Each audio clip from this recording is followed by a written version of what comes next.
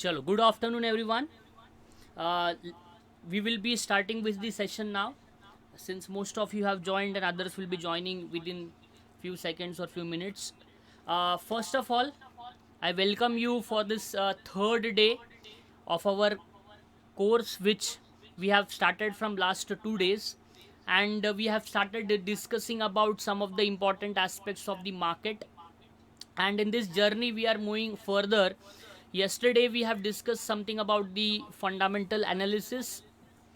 The screener.in website we have already explored, so some of the points we will be seeing it today one more time.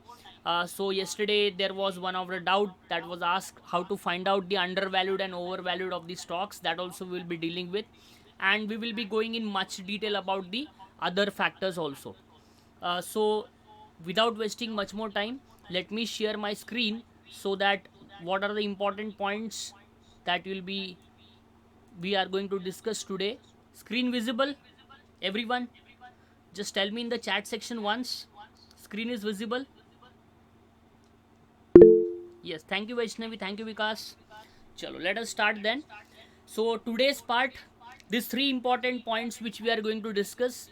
Number one is fundamental analysis, which was yesterday's part only. The screener.in website we are going to analyze, we are going to find out in much detail about the fundamental analysis of the stocks or the companies.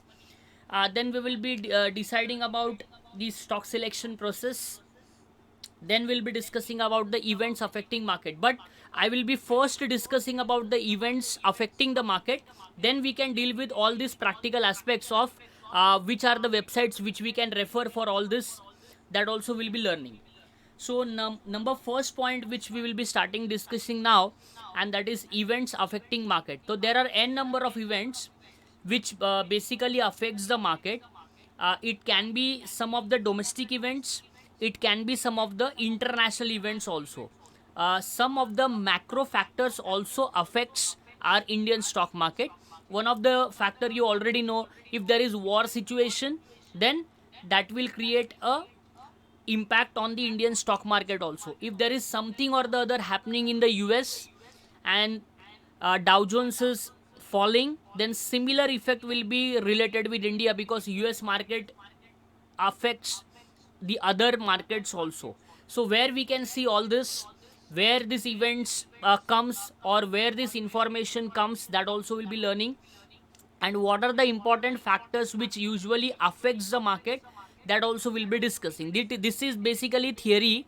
These all points are theory, but the fundamental analysis and the stock selection process, that is a little bit of practical part. So that also will be learning. First of all, let us discuss some of the theory aspects, then we can go with the practical aspects also. First of all, these are the today's agenda, which already you know, that fundamental analysis we are going to do, stock selection process we are going to understand, and number third, events affecting market will be understanding. Now first important point which we are going to discuss now is events affecting the market. So there are a lot of events. This PDF will be given to you, so no need to write anything from this PDF. This will be shared with you after the lecture. Now, the first important point, the first important factor which usually affects is global economic events. Uh, just I was telling you that if there is any kind of macro changes, if there is any kind of changes which are happening in the foreign countries, then it will directly or indirectly impact our market also, as well as the other markets also. One of the reason, number one, economic global events and US Federal Reserve decisions is normally harming the market also, because if the interest rates are changed by Fed, now normally this is also a factor which will impact the Indian stock market. The reason is very simple. If there are changes in the interest rates by the Fed, and which will affect the foreign investors portfolio of the India, if the US Fed increases the rate of interest, then whatever investments this foreign institutional investors have made in other emerging markets, they will remove their investments and they will try to put it in their country in some of the investment patterns, and accordingly they will earn high rate of interest. So higher US rates can lead to capital outflows from the emerging markets like India. India is considered as an emerging market. If those people are getting maximum rate of return in India, that's why they are investing in India. That's why they are investing in the emerging markets. But when they will get more returns in their countries or some other countries, then they will do what? They will sell all these investments of the emerging markets, and accordingly they will take the money back from the emerging markets, and they will invest their money in such areas where they are going to get better rate of interest. And that is the one of the reason. So the number first point is the global economic events. So global economic events also affects our Indian market. So there might be one kind of question in your mind: if there is some kind of problems in US, what are the reasons that Indian market also increases or decreases? The reason is very simple: because those peoples, they are the foreign institutional investors, the merchant bankers, they basically try to invest in such kind of emerging markets. And that is one of the reason, when they see that there are a lot of major opportunities available in the other markets as concerned, so they will do what? They will sell their investments in one market, and they will try to purchase, or they will try to invest their money in the other markets, and so that they can get major returns on their investment. The crude oil prices also creates a lot of impact on the market, because whenever the crude prices rises, due to war situation, you might have noticed that the crude prices rise. Since the crude prices rise, accordingly the market falls. And that is also one kind of reason, though they are having the inverse relationship between them. Similar, I have already given you example also. Whenever Indian equity market falls, there is another commodity called as gold rises. तो आपको ना gold को track करते रहना है. अब ये gold को कैसे ट्रैक करना है, गोल्ड को क्या क्या चीज़ों से हम ट्रैक कर सकते हैं, कहाँ पे इसके कुछ इन्फॉर्मेशन मिलेगी, सब कुछ मैं आपको बताऊंगा. So that was also will be learning, because that all are the important aspects you should know. Because normally people do what? Normally people do fundamental analysis of a company. They just try to analyze the Indian companies also, but there are n number of factors also which creates direct impact on the Indian stock market. And these are one of the factor, the ये first factor जो हमने अभी discuss किया है, and that is global economic events. So global economic events also create lot of impact on the Indian markets, and I have taken example of US market over here, because they are the developed nation. And most of the people from US, they are trying to invest in the emerging markets, and they are called as foreign institutional investors. And these people find out major opportunities in different markets, and they try to shift their investments from one country to another country. Number second is domestic economic data. So there is something called as GDP, the gross domestic product. Whenever the gross domestic product data is being released, inflation data is released, CPI and WPI data is released, all these data are released by our country. That means India will release such kind of data, as well as whenever there is any kind of RBI policy, or RBI try to reduce the interest rate, RBI try to increase the repo rate, all these factors are also some or the other way influencing the Indian market. Because if Indian market directly depends upon the foreign countries, that is also an important factor. But there are some or the other events domestically, and that also creates a lot of impact on the Indian stock market. जैसे कि आपने अभी देखा होगा, budget आया तो budget के basis पे भी मार्केट बढ़ता है या मार्केट गिरता है. आरबीआई कोई पॉलिसी लेके आता है, उसी की वजह से भी मार्केट बढ़ता है या मार्केट गिरता है. तो ये सारी चीज़ें मार्केट पे positive as well as negative impact जो है वो क्रिएट करती है. There are other reasons also, other points also. If that news is a positive news, then that will create some positive impact on the Indian stock market. And if that news is a negative news, then it will create a negative impact on the Indian stock market. So this is also one kind of point. These are all theory, but we will be learning कि exactly कि ये सारा data आपको मिलेगा कहाँ पे, कौन से वेबसाइट्स पे आपको इसको देखना है. That also I will show you now. Number third जो है, that is called corporate earnings. तो क्वार्टरली अर्निंग्स, कॉर्पोरेट अर्निंग्स जो होता है, every company tries to report its corporate earnings, and corporate earnings from are to be submitted.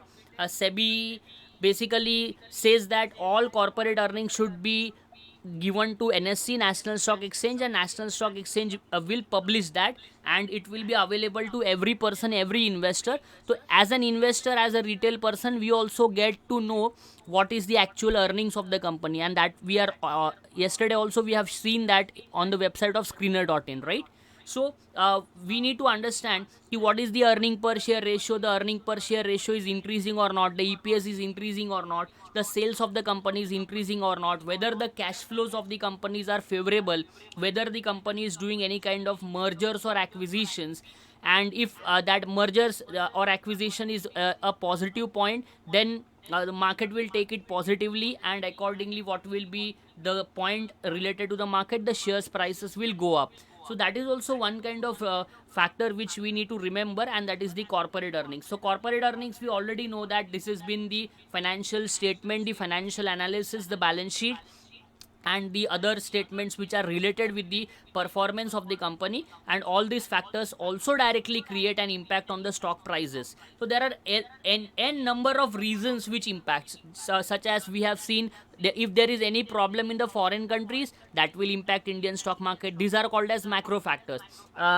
Our domestic data, if it is a favorable data, our GDP is favorable, our inflation data comes and that is been satisfactory, then market will discount everything. The market will obviously give some positive rally related to the point that if some companies result is good, some companies performance is good, some companies profitability is increased as compared to previous quarter, then accordingly that companies will be performing good in the market and the share prices increases. That's why it has been said that equities basically increases or decreases as related with the news. So there are some news driven points also. So there are some news also which comes in the market, so we should be very much particular about all this news. Then you will say that sir इतना news कौन track कर सकता है, कैसे हम track करेंगे, कहाँ से ट्रैक करेंगे? देखो बहुत सारे न्यूज़ आपको ट्रैक नहीं करने हैं, major events you need to track. So how to track this major kind of events? आजकल हमारे पास एक क्लिक में सब कुछ आ जाता है. So this all information is available on an number of websites. उसमें से एक दो तीन वेबसाइट्स मैं आपके साथ अभी शेयर करूँगा, so that you will be able to analyse. आपको किसी को पूछने की ज़रूरत नहीं पड़ेगी कि whether this inflation data is coming, which companies results are coming, when which company's performance is better, and which company's results will impact is the share prices, which company is going for mergers and acquisitions, whether that mergers and acquisition is suitable or not, whether there is any kind of corporate restructuring happening in the organization. And all these events basically creates a lot of impact on the share prices of the company. That's why the share prices fluctuates a lot, and that is the reason it is been said that there is volatility in the market. Number fourth is government policies and reforms. So there are certain government policies which are favorable to the market, which are favorable to the companies, and accordingly, say for example, recently government came with the point that they will be having a lot of promotion of the EV, and coming 10 to 20 years down the line, they will have every vehicle as EV in the market. And from that, the battery making companies, the electric vehicle companies, and all these companies which are related with some or the other parts related with electric vehicles started to increase. So that was a positive impact of the government policies. There are certain tax policies also coming, there are certain regulatory changes also coming. The regulatory changes can happen in the banking sector, the real estate sector, the manufacturing sector, the FMCG sector, and n number of sectors which we'll be discussing. There is some news of privatization as well as there is some news of disinvestment also. And if government thinks that they are going to go with some kind of privatization, and markets think that after doing privatization this company may grow in the future, then the share prices will increase. And after doing the privatization, if share prices not increase, then the players in the market, basically the research experts in the market, are thinking that there will be a negative impact on the share prices, as this policy is a negative policy for that company. So there can be positive impact also, there can be negative impact also. If there is a positive impact, the shares prices increases. If there is negative impact, the shares prices decreases. So there are other factors also. Normally people are seeing what? People are just seeing the share prices. People are saying that price is supreme, right? So price is very important. And normally people are saying that कि price जो है ऐसे normally कहा जाता है market में कि भाव भगवान छे. Basically this price is what price will tell you everything whether the company is going to achieve something in the future. Then the price will tell you first only, because some or the other people know exactly that this company will get this kind of order in the coming future, and that's the major reason the share prices try to increase, right? So there are people also who will be knowing, but as a normal individual, as a retail person, as not access to basic websites which are paid, and how can we know? So we can also understand by the psychology, we can also understand by the emotions of the people, that we will be the part of the technical analysis which will be learning, right? So that also will be learning. Next point is number fifth, political events. So political events are also important. Some of the political major events, such as there is election, and in election some or the other party wins, then market will take it positively or negatively depending upon the market. The major changes made in the Indian structure was when GST came into existence. That is the major reforms. जो पहले से चल रहा था उसको सब कुछ change करके GST लाया गया. And since GST came, there was lot of volatility in the market, and some of the sectors performed better, some of the sectors were not performing better. So this is also one kind of important point, that is called as the political events. So these are the important factors which usually affects the market. It can be affecting it as positive also, it can be affecting as negative also. That depends upon the situation, whether there is a positive impact of that news on the market. सो ऐसा बिल्कुल भी नहीं है कि India का जो market है वो सिर्फ Indian rules, Indian points, India के पॉलिसीज, इंडिया के टैक्स रिफॉर्म्स, इंडिया के रिलेटेड ही पॉइंट्स पे चलता है. ऐसा बिल्कुल भी नहीं है, because there are lot and lot of participants in the market, and this participants are retailers also, clients also, huge HNI clients also, some brokers also, as well as the FPI and FII also. So there are other peoples also from the other countries who are trying to invest in the emerging markets, because they think that this emerging markets can provide us better return on investment, and that is the major reason they are trying to invest in India.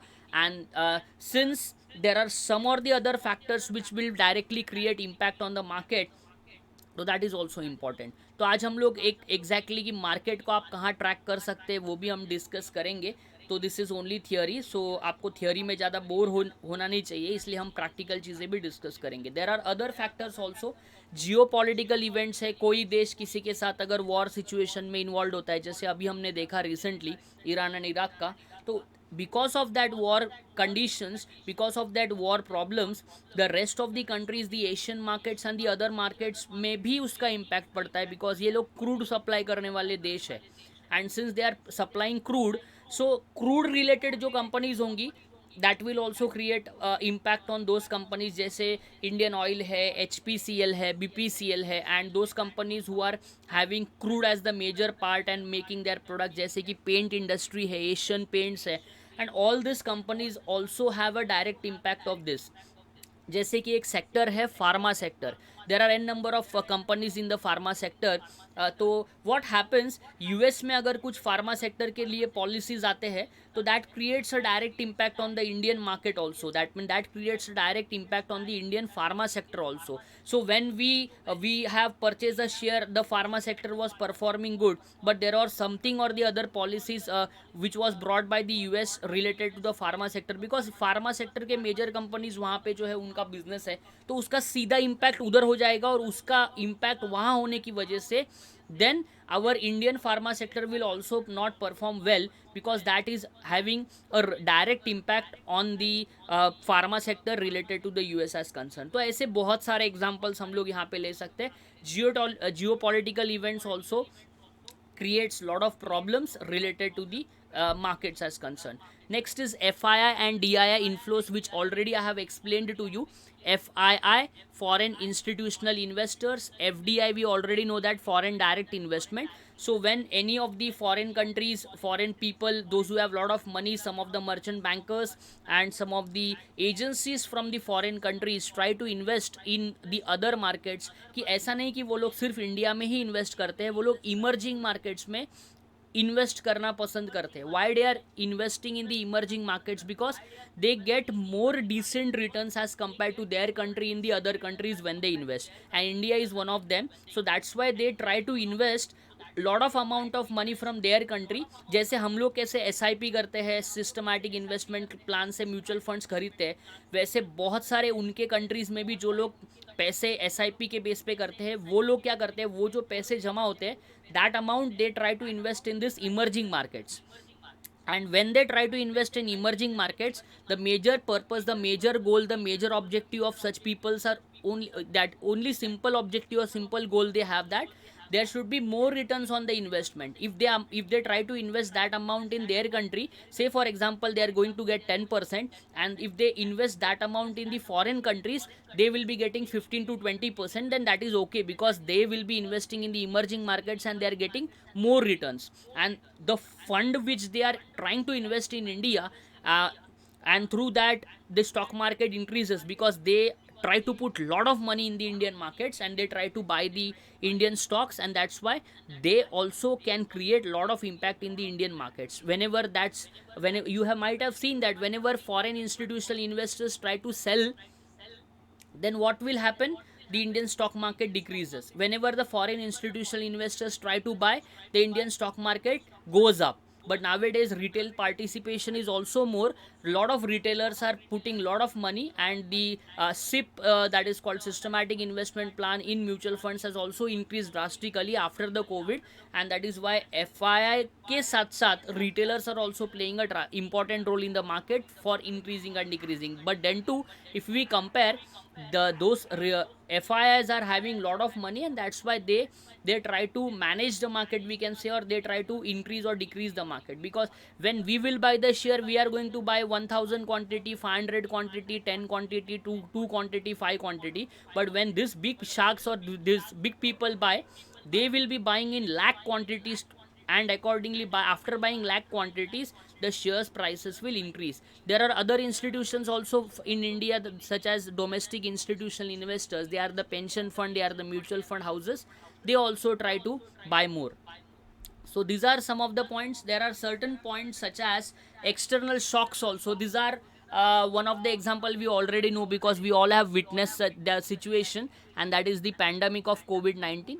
So in COVID-19, the market was at around 15-16,000 level, and from that 15-16,000 level it directly came back to 7,000 level. That means market directly आधा हो चुका था, and काफ़ी सारे लोगों ने जो investments किए थे, वो काफ़ी सारे लोग डर गए थे. The reason was very simple, because when you invest any stock at 100 rupees and that stock comes to 50 rupees और 40 rupees, you will be afraid, because आपने 1 लाख रुपया इन्वेस्टमेंट किया है, तो आपका उसका वैल्यू सीधा 50,000 हो जाएगा, एंड 50% से अगर रिड्यूस हो रहा है, तो that was little bit problematic. So वो भी एक प्रॉब्लम लोगों को देखा गया. लेकिन कुछ लोगों ने उस कोविड के पॉइंट को एक अपॉर्चुनिटी समझा, एंड पीपल स्टार्टेड इन्वेस्टिंग, या पीपल स्टार्टेड बाइंग मोर. जैसे कि एक स्टॉक मुझे याद है, in Covid the stock named as Tata Motors. Tata Motors का स्टॉक का प्राइस कोविड में चल रहा था 70 रुपीज़. 70 रुपये में स्टॉक आया था. 70 रुपीज़ में कोविड में सारे स्टॉक्स गिर रहे थे. तो जैसे सारे स्टॉक्स गिरे, Tata Motors was at 70 rupees. And आज अगर हम टाटा मोटर्स की बात करें, तो देखो COVID-19 के बाद अगर बात करें, तो 3-4 साल ही हुए हैं, 4 साल पकड़ के चलो आप. तो 4 साल में वो स्टॉक 70 रुपीज़ का स्टॉक आज 1000 के आसपास, 984, 995, 1000 पकड़ के चलो, तो 1000 रुपीज़ के आसपास ट्रेड कर रहा है. So that is the point, that whenever such kind of external shocks comes, that is one of the example I have written over here as COVID-19. There are certain natural disasters also, floods है, earthquake आता है. ऐसे अगर कुछ natural disasters आते हैं, तो that is also creating an impact on the Indian stock market. So these are the some of the factors. ऐसे नहीं कि इतने ही है, इसके अलावा और बहुत सारे हो सकते हैं. तो ये मैंने आपके साथ इसके लिए शेयर किया कि आपको ऐसे ना लगे कि basically only small points are affecting the market. There are many points which are affecting the market, and one of the points which we have discussed are external shocks also. foreign institutional investors के भी points affect करते हैं, as well as global events जो होते हैं वो भी affect करते हैं. So these all are the important factors which affects the market, and that is the factors theoretical base which we have studied. I hope मैं आपको ये अभी practically दिखाऊंगा कि कहाँ पे इसको हम देख पाएंगे. Is it clear this much everyone? इतना clear है सबको? Did you understand? Waiting for your comments. Yes, thank you very much. Sure. Now we will be dealing with some kind of practical sessions. Yesterday I was just discussing and there was some problem while sharing the screen. So I will be sharing my screen also, and I will be showing on the screener website also. So what will be the criteria for analysis? You can take a screenshot of this, or you can note it also somewhere.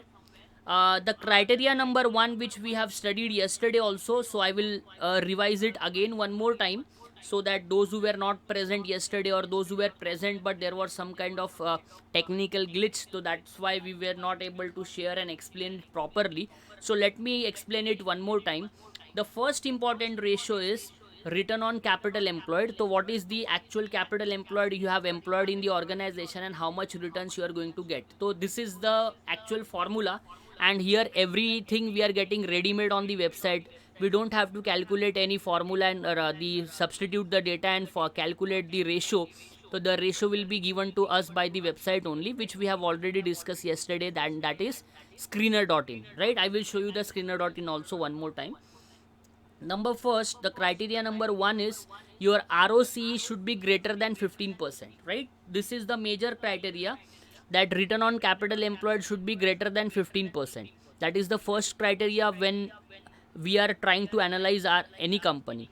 If any of your friend tells you that कि this is the company, just try to buy this, it will become a multi-bagger in the coming years to come, so don't believe him. Just go to screener.in, just see the ratios which we are going to analyze now, and if the criteria which we are analyzing, if the stock or if the company fits in that criteria, then we can think of buying. Remember students, this is only the criteria. We are just analyzing, or we are just shortlisting that this is the company better to buy, but at what price to buy, that is not the correct method which is related with fundamental analysis. At what price to buy, that we will be learning under the concept of technical analysis, when I will show you the candlestick patterns and how to enter any kind of stock, at what price will be the best price to enter. That will be technical aspect, technical analysis. But from the major stocks which are being listed in the Indian stock exchange, if somebody tells you to buy this and buy that, don't believe anyone. Just try to be your own analyst and just try to analyze the company by just coming to the website, and or by having the app in your mobile phone, you can just put the company and try to analyze. Number first, the return on capital employed should be greater than 15%. Number second is the return on equity capital should be greater than 15%. Though both criteria is same, it should be greater than 15%. Okay. Now there is one kind of problem which I will discuss after completing all these points. Number third is pledge percentage should be at least 0, or it should be at around 1, maximum 1 to 2, because if we pledge our stock and if we are using that money in our business, then that will create a problem or negative aspect on our shares prices, because whenever we are pledging the shares and using that money in the business, then we are using that money in the business, that is okay, but we need to pay a heavy expenditure of interest, and if we are paying interest and it's become the operating expenses of the business, the profitability of the company will decrease. And that is the reason the pledge percentage, that is the share should not be pledged anywhere, and that percentage should be 0. If it is 0, then it is okay, no issue in that. Next is debt to equity ratio. Debt to equity ratio is what? Debt upon equity. That means debt is what? Your borrowed funds, and equity is your shareholder funds. So whenever we are seeing the debt to equity ratio, it should be always less than 1. What is the meaning of less than 1? There is specific standard which is been seen by the experts. बहुत सारे ऐसे experts हैं, उन्होंने standard रखा है कि date to equity ratio जो है ना, वो 1 से कम होना चाहिए. अब ये 1 से कम क्यों होना चाहिए? अगर डेट ज़्यादा होगा तो इंटरेस्ट कॉस्ट बढ़ेगा, राइट, बहुत सिंपल है। क्या आप ऐसे कोई कंपनी में इन्वेस्टमेंट करना चाहेंगे जो कर्जे में डूबा है? आपका आंसर रहेगा एब्सोल्युटली नॉट। हम कोई ऐसे कंपनी में इन्वेस्टमेंट नहीं करेंगे जो कंपनी ने बहुत ज़्यादा कर्जा लिया है। तो that is the reason the debt equity ratio should be less than 1। It should be less than 1। If it is zero then it is okay, no problem in that. That is favorable for us. But even if we have taken some kind of loan, because normally what happens, companies are taking loan, companies after taking loan then use that loan for expansion of the business also, and since expansion of the business takes place the company's profitability grow. तो ऐसा नहीं है कि कोई भी company debt free होती है, लेकिन बहुत सारी कंपनीज डेट फ्री हमको देखने मिलती है। If the company is a debt free company then it is favourable for us, because मैं ऐसे कंपनी में इन्वेस्टमेंट्स करना चाहूँगा या शेयर्स परचेस करना चाहूँगा जो कंपनी पे डेट बिल्कुल भी नहीं है और जो कंपनी हमारे पहले के क्राइटेरिया में फिट होती है। Fit is what? Number 1, your ROC is greater than 15%, your ROE is greater than 15%, your pledge percentage should be 0, your debt to equity ratio should be less than 1, and next point is, the fifth point which we are discussing is your promoters holding should be greater than 50%। Promoter का जो holding होता है वो 50% से ज़्यादा होना चाहिए। अभी हमने इसमें प्रमोटर्स होल्डिंग का क्राइटेरिया क्यों लिया है? अब प्रमोटर होल्डिंग का क्राइटेरिया मैंने इसलिए लिया है कि the reason is very simple. Whenever there is any problem happening in the company the first information is known to the promoters only. Since we are not in the company, we are not knowing anything which is happening inside the company, but the promoters are the persons who have started the company. That's why they came to know any of the problems, any of the negative points related to the company, and they know that this news, this negative aspects will create problems to the company in the near future to come, and that's the reason we need to track the promoters holding, and the promoters holding as per the criteria should be more than 50%। 50% से ज़्यादा अगर promoter holding रहेगा तो that will be favourable for अस। देखो, बहुत simple rule है, लेकिन ये सिंपल चीज़ें भी लोग फॉलो नहीं कर पाते हैं, एंड फिर किसी न किसी पे डिपेंड रह जाते हैं कि कोई भी किसी को पूछ लेता है कि कौन सा शेयर बाय करना चाहिए, कौन सा स्टॉक बाय करना चाहिए। आप एक कॉमर्स के स्टूडेंट हो, and since हम कॉमर्स के स्टूडेंट है, we are very much comfortable with the financial analysis, the balance sheet, and I'm not telling you to analyze whole balance sheet over here. We have kept some simple criteria because I have seen that simple things work in the market. Even if you are not a commerce student, even if a person is a science student or any other different stream student, they should also be able to analyze the company by these 5 parameters which we are learning. So very simple parameters are available to you. Number 1 is ROC should be greater than 15%, ROE should be greater than 15%, the pledge percentage should be 0, the debt to equity ratio should be less than 1, and the promoters holding should be greater than 50%. Is it clear this much? Then फिर मैं आपको कुछ और criterias भी बताता हूँ जो भी हम और देख सकते हैं थोड़ा डिटेल एनालिसिस के लिए। इतना क्लियर हुआ सबको? Is it clear this much to everyone?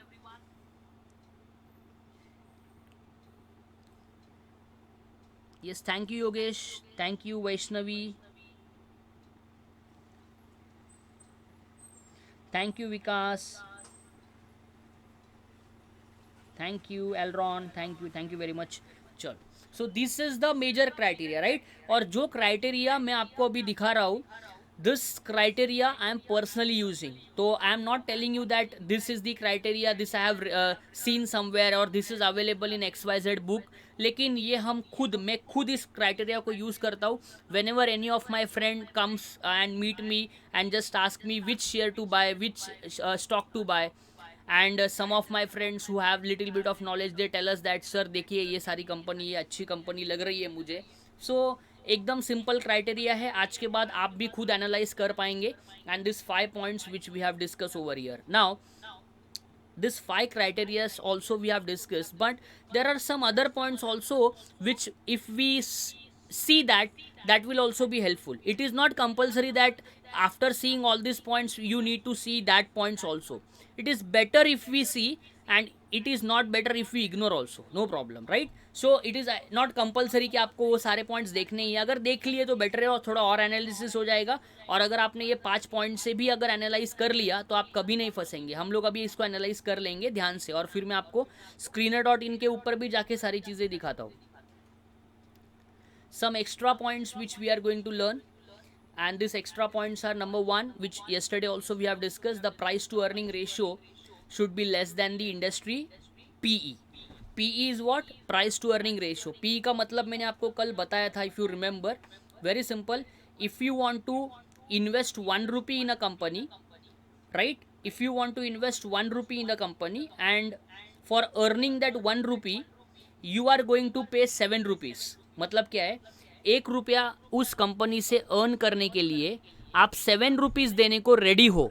That indicates the price to earning ratio is 7 rupees. बहुत सिंपल डेफिनेशन है. People are finding this price to earning ratio as very difficult, but एकदम simple concept आपको याद रखना है. And that concept is whenever the price to earning ratio is 8, that indicates was कि people are ready to spend 8 rupees for earning 1 rupee. तो आप सोचेंगे ऐसा कैसा 1 रुपया कमाने के लिए 8 रुपये देने को रेडी है. वही तो उस शेयर का डिमांड है कि लोग उस शेयर के प्राइस को बढ़ते बढ़ते प्राइस में ले रहे हैं, एंड इसी की वजह से उसका प्राइस टू अर्निंग रेशियो बढ़ा है. अब हमने कल एक पॉइंट डिस्कस किया था, इफ़ यू रिमेंबर, क्या that when the shares are undervalued and when the shares are over valued.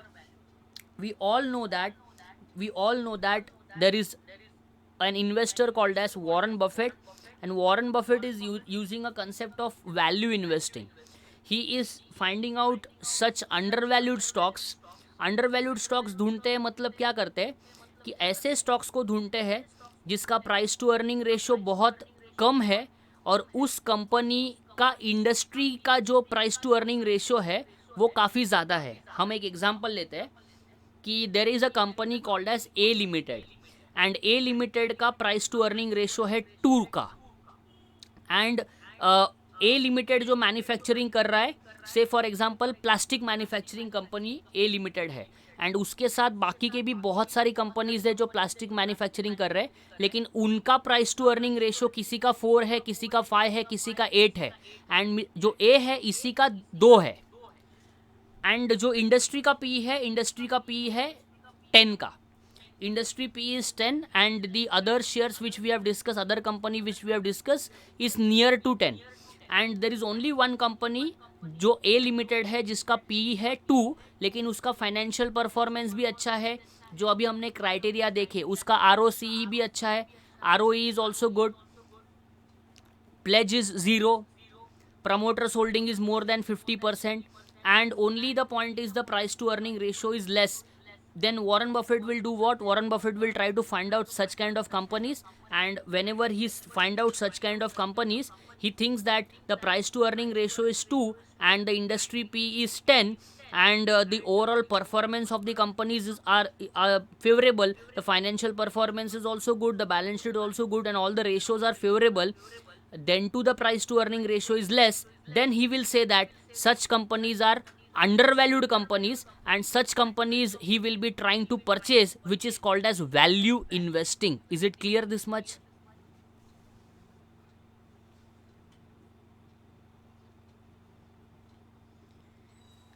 Value investing and undervalued concept is clear to everyone. Yesterday some of you have the doubts in undervalued and overvalued, so this is called as undervalued. And इसी का बिल्कुल opposite है over valued. से for example industry P is 10, industry का P 10 है, and stock का P चल रहा है 15 रुपीज़. इसका मतलब जो उस सेक्टर की इंडस्ट्रीज है उन सबका average price to earning ratio 10 है, एंड हमारे जो कंपनी का एनालिसिस हम कर रहे हैं उस कंपनी का price to earning ratio is 15 to 16. That means it is already trading above the industry P. If it is already trading above the industry P, that indicates the stock price is overvalued. तो जो value investing के concept को follow करते हैं they will not buy such kind of stocks which are overvalued. वो लोग under valued stocks को ही bye करना पसंद करते हैं, बिकॉज वो ये सोचते हैं कि ऐसे स्टॉक्स में काफ़ी ज़्यादा प्राइस टू अर्निंग रेशियो कम है तो काफ़ी ज़्यादा पोटेंशियल है सच स्टॉक्स में, and they need to find out such kind of companies. तो we need to have analysis of lot of points, because price to earning ratio ही एक क्राइटेरिया नहीं होता है, बाकी के भी क्राइटेरियाज होते हैं. इसीलिए प्रॉब्लम है फंडामेंटल एनालिसिस में. अभी हम वो देखेंगे कि कभी आपको प्राइस टू अर्निंग रेशो कम दिखेगा तो आर में 15% से कम वाला वैल्यू दिखेगा, कि कभी कभी वो ज़्यादा दिखेगा तो आर कम दिखेगा. अब फिर हम कंफ्यूज हो जाते हैं कि whether this parameter to look और that parameter to look. If all the parameters are favourable, ऐसे तो फिर आपको 100 में से 2-3 ही कंपनी मिल पाएगा जिसमें सारे के सारे पैरामीटर्स फिट बैठते हैं. देन उसके लिए क्या रास्ता है? तो उसी के लिए बहुत लोग फंडामेंटल एनालिसिस पे रिलाई नहीं रहते. They try to follow the price and they try to shift their investment part to technical analysis. That we will discuss. वो कैंडलस्टिक पैटर्न्स एंड वो सब सारी चीज़ें हैं, वो एक अपने आप में अलग कंसेप्ट है, वो हम डिस्कस करेंगे. लेकिन कोई भी कंपनी को जब हमें लॉन्ग टर्म बेस पे होल्ड करना है तो वी शुड एग्जैक्टली नो कि whether the companies financial statement is favourable और not, whether the company is making some kind of returns in the coming years, और quarterly returns कैसा है, sales बढ़ रहा है कि नहीं, ये सारी चीज़ें आपको पता होनी चाहिए. नेक्स्ट जो है that is they should have positive cash flows. तो कैश फ्लोज भी जो है वो पॉजिटिव होने चाहिए. अगर कैश फ्लोज पॉजिटिव रहेंगे, तो कैश फ्लोज पॉजिटिव कैसे होंगे वो मैं आपको अभी दिखाऊंगा. कैश फ्लोज पॉजिटिव है इसका मतलब वो कंपनी कैश रिच कंपनी है. That means they are having पैसा इन हैंड, बिकॉज जब तक आपके पास कैश इन हैंड नहीं रहेगा तब तक आपके पास लिक्विडिटी नहीं रहेगी. आपके पास फिक्स असेट्स है, आपके पास बहुत सारी चीज़ें हैं, लेकिन if you have cash in hand, that indicates the company is having enough liquidity, and that is why positive cash flows होना चाहिए. यहाँ तक क्लियर हुआ आपको?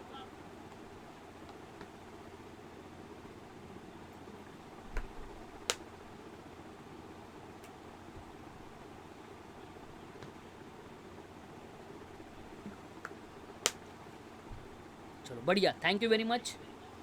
The next point is earning per share, which is called as EPS. So EPS is also important. EPS is one of the point which is called as earning per share.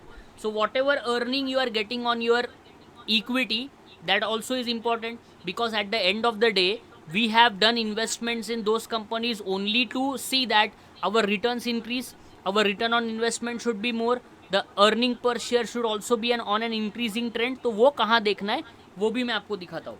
Next is sales, because देखो बहुत सारी चीज़ें तो आप पढ़ लेंगे, बहुत सारी चीज़ें तो आप एनालाइज कर लेंगे, but major reason is sales. The sales should also be on an increasing trend. That means if the sales of the company is increasing, if the sales of the company's quarterly sales is on an increasing trend, that indicates that company is selling something. If company is able to increase their sales, then that will increase the profitability of the company, and that will create a positive impact on the shares prices. Though sales is also important, and that is why some people call this at above the line and below the line. Above the line, that indicates whenever any of the research analyst uses this word, above the line is performing good, that indicates your sales are performing good. अगर ये इतना simple तरीके से बोलेंगे कि sales अच्छा बढ़ रहा है तो थोड़ा सा इफेक्टिव नहीं लगता है. तो that is why they will speak what, they will speak that above the line performance is increasing, the above the line performance is going on an increasing trend. तो whenever any of the people, any of the research analyst speaks that कि above the line is increasing, that indicates sales is increasing. आप हमेशा याद रखना, ये आपको ज़्यादा करके CNBC पे जो रिसर्च एनालिस्ट वगैरह आते हैं वो इसी तरीके से बातें करते हैं. तो सेल्स भी बढ़ना चाहिए, सेल्स भी आपका जो है वो बढ़ना चाहिए. अभी मैं आपको प्रैक्टिकल चीज़ें बताऊंगा. तो ये थियोरी का पार्ट हुआ. थियोरी आई होप कि आपको सभी को क्लियर हुआ है. थियोरी अगर आपको क्लियर हुआ है तो अभी हम सीधा प्रैक्टिकल पे चलते हैं, so that you will be able to understand. जो मैं कल आपके साथ शेयर स्क्रीन करने वाला था, and due to the technical glitch I was not able to share the screen. तो आज अभी वो सारी चीज़ें देखते हैं कि कहाँ से कहाँ जाना है, कहाँ से कहाँ आपको कौन से पॉइंट्स देखने हैं. तो चले सीधा स्क्रीन पे. यहाँ तक किसी को कोई डाउट है तो you can ask in the chat section. If anyone has any kind of doubt up till now, you can ask in the chat section. Otherwise, I will move directly to the screener.in website and we will see practically over there and try to analyze it in a better way.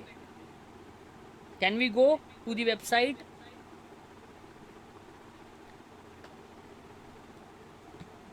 Okay, thank you.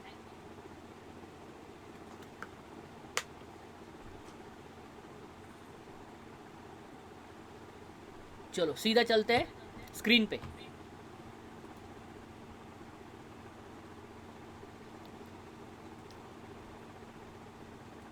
Just 1 second, I will open the website so that you will be able to see the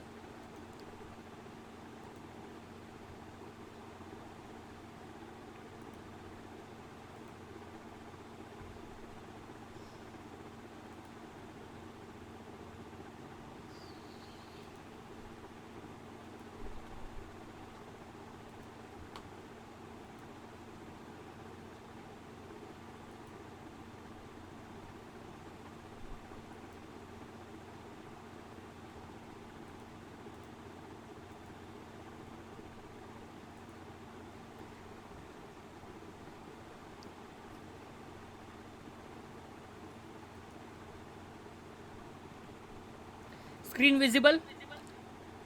Is it visible?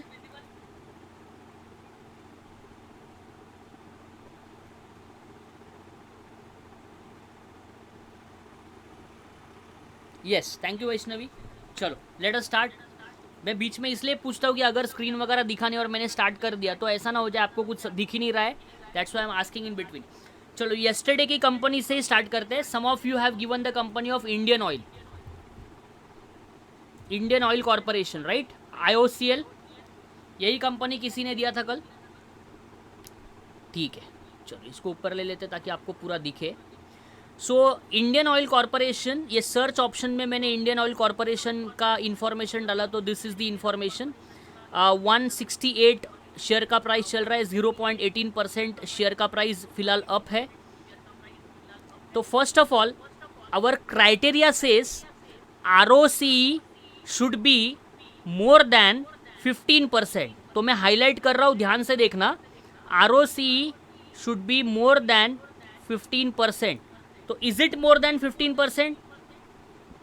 Is it more than 15%? I want your reply in the chat section, everyone.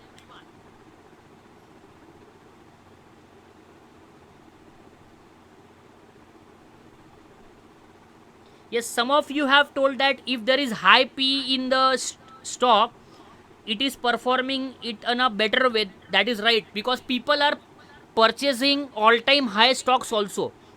देखो, there are a lot of options available.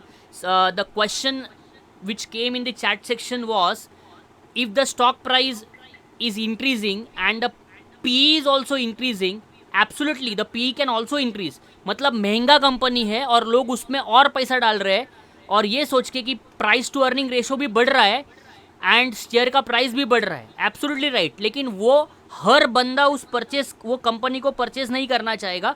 कुछ लोग value investing करते हैं जो ऐसे over valued shares को purchase नहीं करते।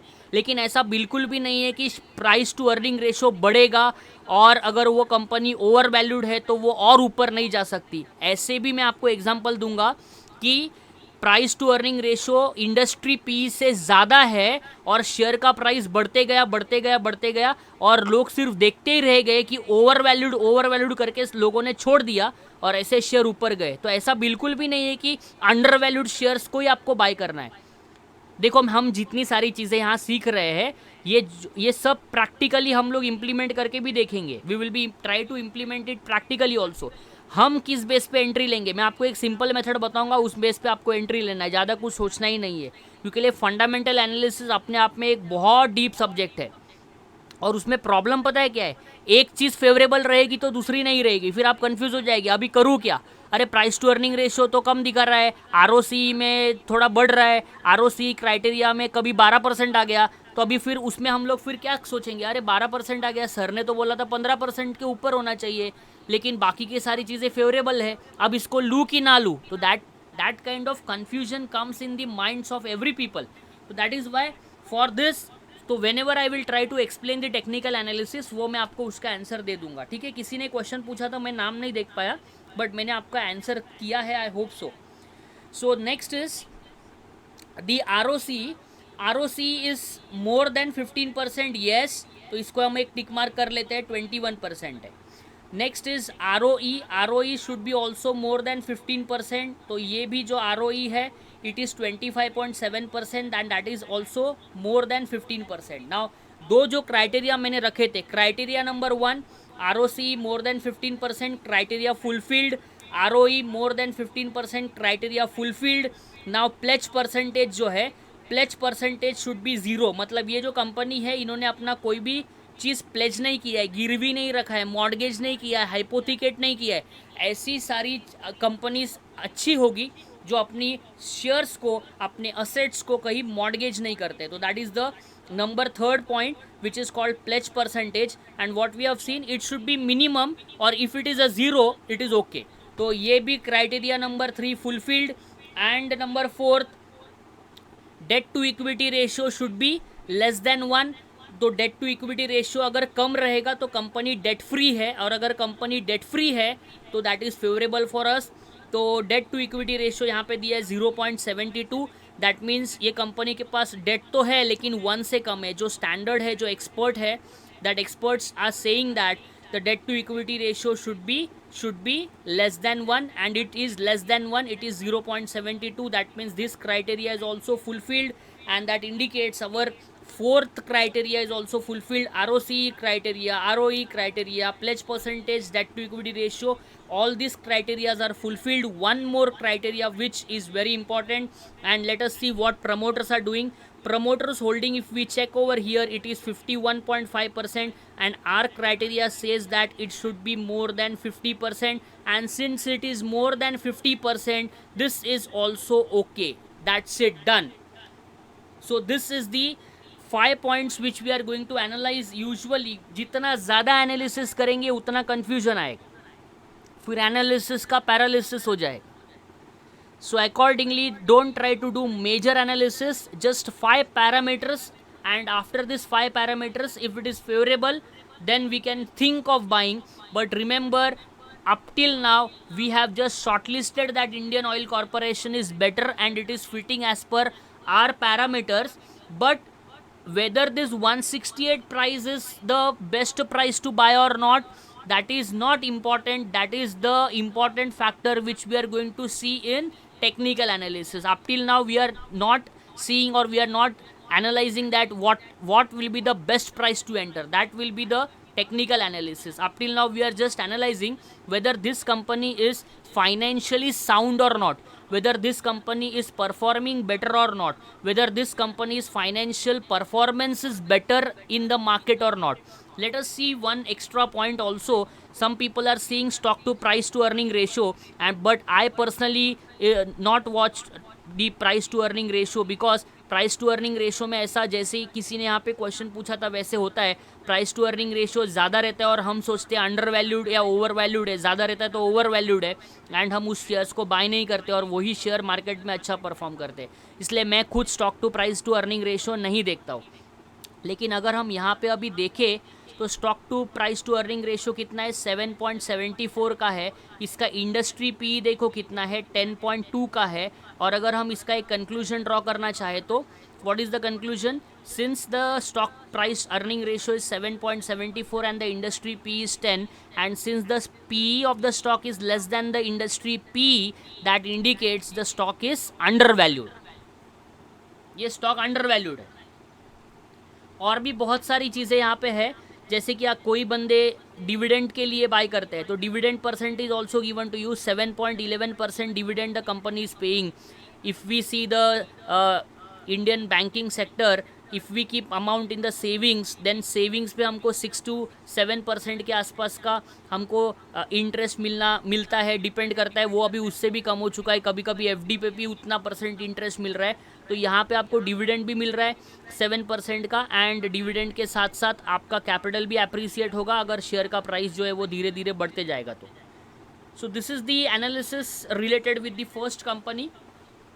तो इस तरीके से हम जो है वो एनालिसिस कर सकते हैं, and this can be helpful for us. चलो एक आईटी सेक्टर की कंपनी को एनालिसिस करते हैं अपने पैरामीटर्स में. Tata consultancy services.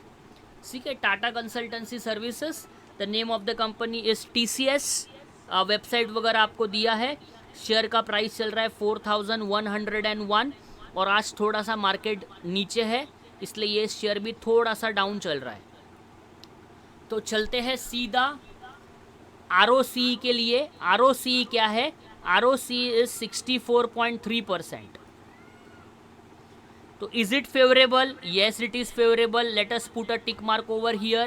It is more than 15%. Number next is ROE. Is it favorable? Yes, it is favorable. It is more than 15%. तो इसको भी एक टिक मार्क कर लेते हैं. Pledge percentage is 0.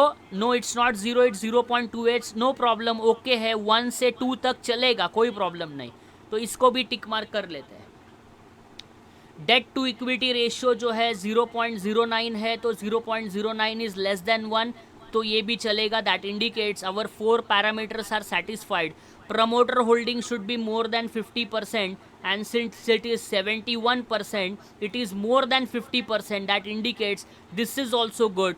So this company, Tata Consultancy Services, is also fitting in our criteria, and we have analyzed that Tata Consultancy Services financial performance is good because its ROCE is greater than R percentage, ROE is also better, pledge percentage is also favorable, debt to equity ratio is also less, and the promoter holding is also more than 50%.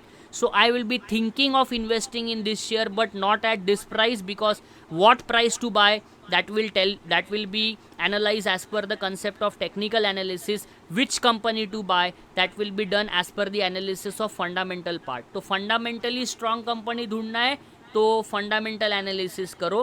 Company को bye कब करना है वो हम technical analysis में सीखेंगे, because fundamental analysis में इस प्राइस पे बाय करना बहुत डिफिकल्ट हो जाता है.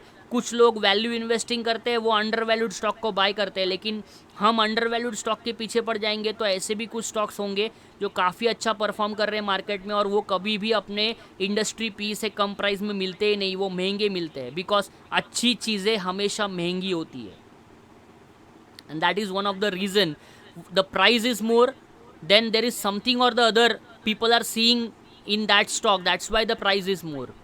MRF का प्राइस 1 लाख के ऊपर है, डिक्सन का प्राइस 15,000 है, अपार industries is trading at 10,500 level, page industries is trading at 35,000 36,000 levels. तो why these shares prices are so much expensive?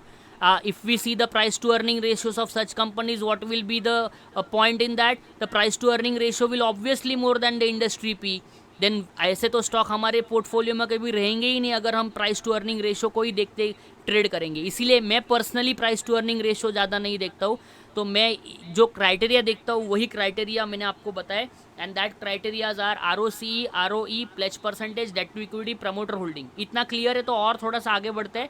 एक कैश फ्लो का भी चीज़ दिखाना चाहता हूँ. कैश फ्लो बहुत इंपॉर्टेंट होता है, बिकॉज कभी भी कंपनी के पास लिक्विडिटी है कि नहीं, स्ट्रॉन्ग लिक्विडिटी है कि नहीं, पैसा ज़्यादा है कि नहीं, कैश रिच कंपनी है कि नहीं, how to identify that also will be learning. Is it interesting? Are you able to learn something from this up till now?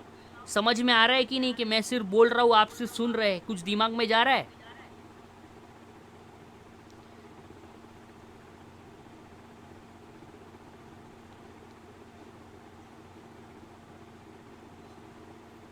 Okay, thank you very much for your replies. Thank you everyone. So देखो, अभी तक तो हमने एक ऊपर से company को analysis कर लिया, राइट. ये 5 पैरामीटर रखो, कभी कंफ्यूज नहीं होंगे, और मैं आपको गारंटी देता हूँ ये 5 पैरामीटर्स से अगर आपने कोई भी कंपनी सिलेक्ट की तो कुछ भी हो जाए, वो कंपनी का शेयर का प्राइस कभी डायरेक्टली ज़ीरो होगा ही नहीं. बहुत सारे लोगों के पोर्टफोलियो में ऐसी कंपनीज होती है. चलो अभी पहले एक एनालिसिस करते हैं टाटा कंसल्टेंसी का, फिर हम कुछ ऐसे कंपनीज को डिस्कस करते हैं जो कंपनी का परफॉर्मेंस काफ़ी अच्छा था और एकदम से कुछ प्रॉब्लम हो गया, बुरा हो गया, और कंपनी को लोग बाय करे जा रहे हैं. हम लोग वो भी डिस्कस करेंगे, negative side of the company, right. तो अभी हम कैश फ्लो में जाते हैं, सीधा कैश फ्लो देखते हैं. एक बार क्या देखना है कैश फ्लो में वो भी आपको बता दो. Let me have some water, then we will discuss.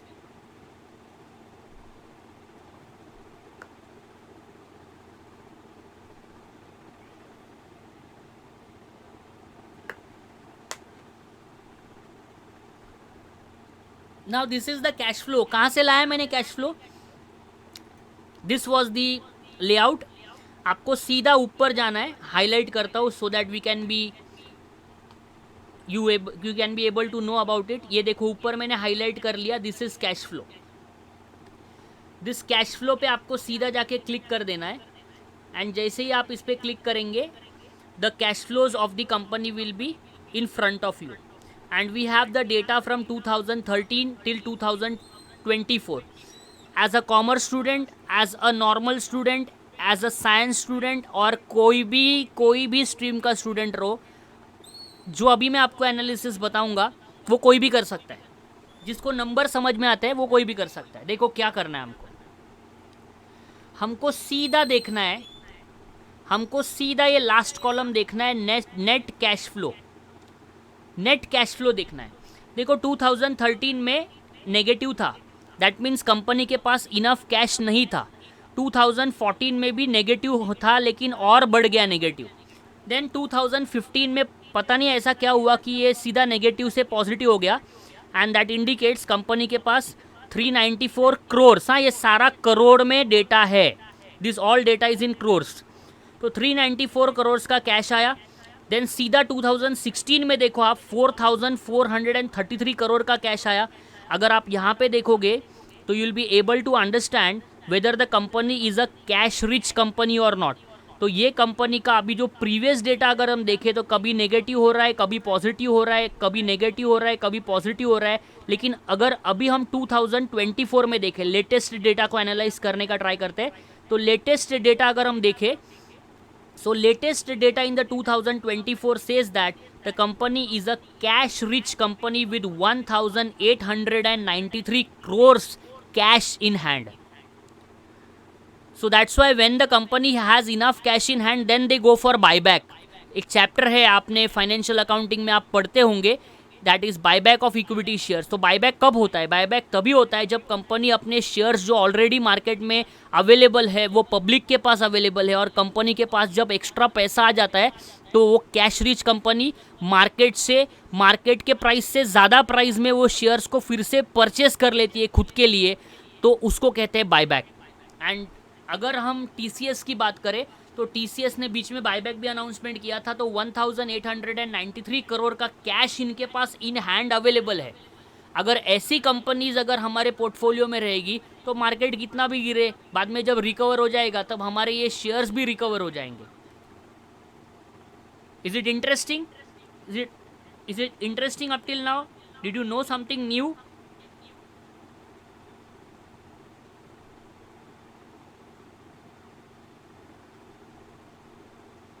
Thank you Yogesh, thank you Vikas, thank you Shreya. Yes thank you everyone. चलो, those who are actively participating, मुझे पता चल रहा है कि आप भी मतलब इन्वॉल्व हो रहे हो लर्निंग में.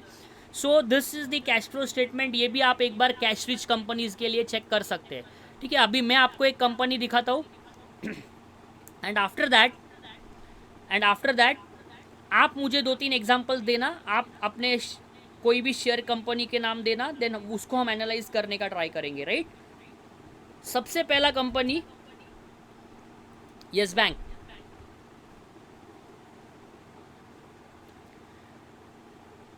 Now just try to analyse.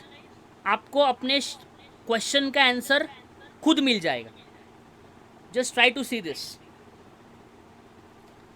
If some of your friend meets you, if some of your relative meets you and tells you that Yes Bank buy करना, बहुत अंदर की खबर है, इनसाइडर न्यूज़ है.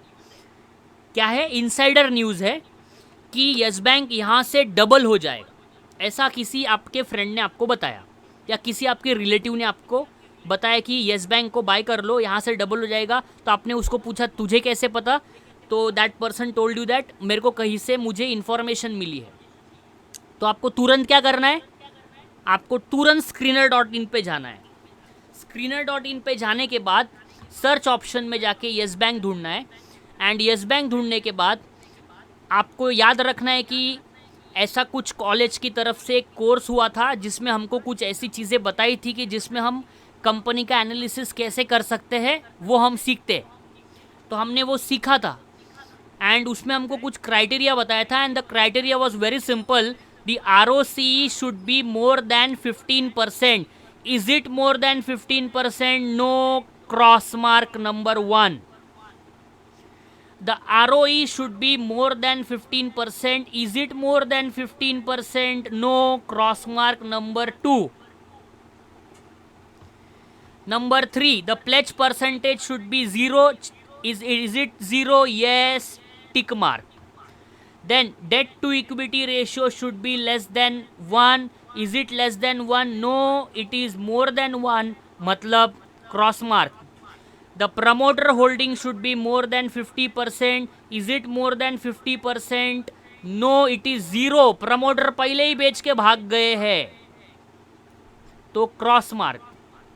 अब आप मुझे बताओ, काफ़ी सिंपल क्वेश्चन है, क्या आप इस कंपनी में अपने हार्ड अर्न मनी को इन्वेस्ट करना चाहेंगे जो आपने मेहनत से कमाया है? That's it.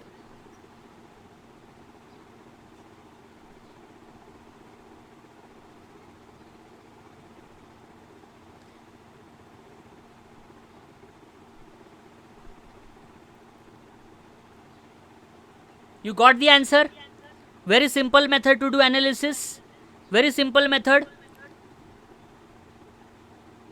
ठीक है, चलो अभी और एक हाथ कंपनी अदानी स्टॉक्स बहुत फॉर्म में चलते हैं आजकल. अदानी के बारे में थोड़ा सा एनालिसिस करेंगे. Adani ports.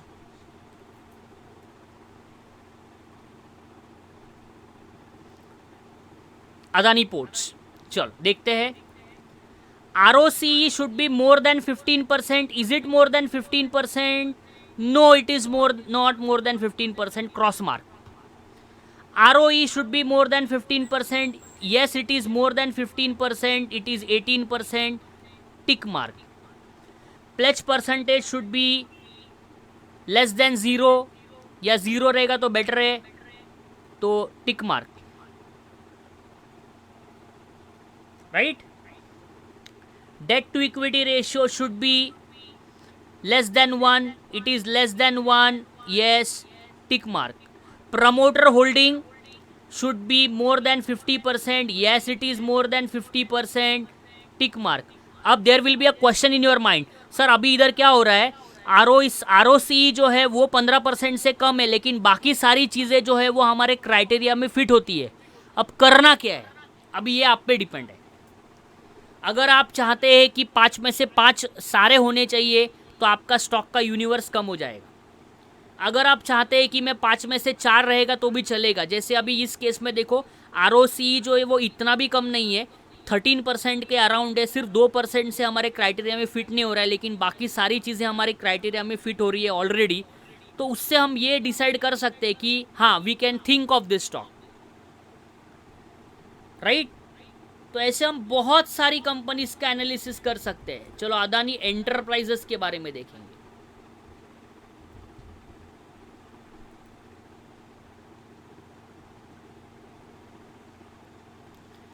Late us C.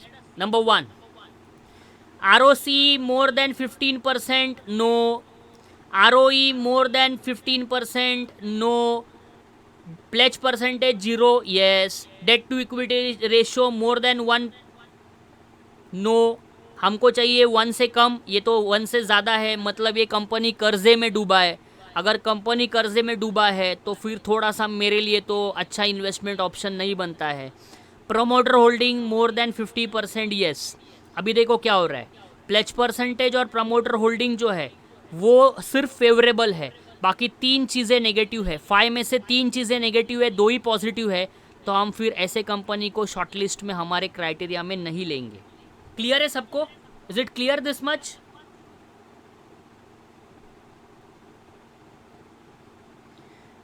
Okay, thank you very much Yogesh, aileron.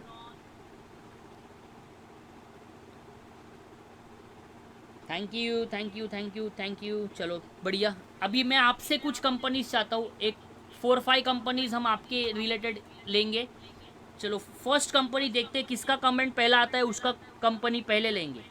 Bajaj housing finance. अभी बजाज हाउसिंग फाइनेंस का प्रॉब्लम पता है क्या है? ये अभी अभी लिस्टेड है. This is now only listed. अब भी IPO आया था लास्ट वीक में. हाँ, BEL के बारे में डिस्कस करेंगे. One of my favourite stock BEL, जिसने भी कमेंट किया है. NBFC ठीक है, एक एक करके लेते, रुको पहले एक कंपनी करने दो, फिर मैं फिर से पूछूंगा आपसे। बजाज हाउसिंग फाइनेंस, अभी जिसने भी बजाज हाउसिंग फाइनेंस का नाम दिया था, ये कंपनी देखो आप, ये अभी अभी लिस्टेड हुआ है। आईपीओ को कैसे ट्रेड करना है, आईपीओ के कंपनी में कैसे इन्वेस्टमेंट करना है, ज़्यादा करके टेक्निकल एनालिसिस ज़्यादा फायदेमंद है। ROC not fulfilling the criteria, ROE 15% से ज़्यादा है, yes. Pledge percentage tick mark, debt to equity ratio, बहुत ज़्यादा डेट है कंपनी के ऊपर, because company Bajaj housing finance का मतलब लोन देने वाला है, तो डेट तो ज़्यादा ही रहेगा। एनबीएफसी देखेंगे तो डेट तो ज़्यादा ही रहेगा इनके ऊपर, तो उस टाइम पे हमको ध्यान देना है। प्रमोटर होल्डिंग देखो काफ़ी ज़्यादा है, 88.8%, और 50% से ज़्यादा चाहिए, तो ये भी फेवरेबल है, ये भी फेवरेबल है। यहाँ पे हम डेट को ज़्यादा कंसिडर नहीं कर सकते, बिकॉज लाइन ऑफ बिजनेस भी बहुत इंपॉर्टेंट है। तो यही प्रॉब्लम है फंडामेंटल का, कि अभी कभी एक टिक मार्क आता है, कभी 2 टिक मार्क आता है, कभी 3 टिक मार्क आता है। अभी प्लेज भी आपका 0 है, आरओई भी है, प्रमोट होल्डिंग भी है, तो 5 में से आपके 3 पॉइंट्स तो सही है, तो हम इस कंपनी के बारे में सोच सकते हैं। लेकिन ये कंपनी का अगर stock to price earning ratio देखो आप, stock to price earning ratio 67 है, और इधर इंडस्ट्री पी 20.2 है, बिकॉज स्टॉक थोड़ा महंगा चल रहा है कंपेरेटिवली। अगर कहीं अच्छा अपॉर्चुनिटी हमको मिलता है, स्टॉक अगर नीचे का प्राइस में आ जाएगा, अभी फिलहाल 141 चल रहा है, 161 में भी बहुत लोगों ने बाय किया है, काफ़ी लोग 161 में भी इसको बाय कर रहे थे, लेकिन हम लोग अभी तक रुके हैं, बिकॉज अगर मार्केट थोड़ा करेक्ट होता है तो ये स्टॉक भी करेक्ट होगा, और ये थोड़ा सा प्राइस टू अर्निंग रेशो और थोड़ा कम हो जाएगा, तो ये ज़्यादा ही ओवर वैल्यूड। देखो ना, इंडस्ट्री पी 20 है, इधर 67.9 है।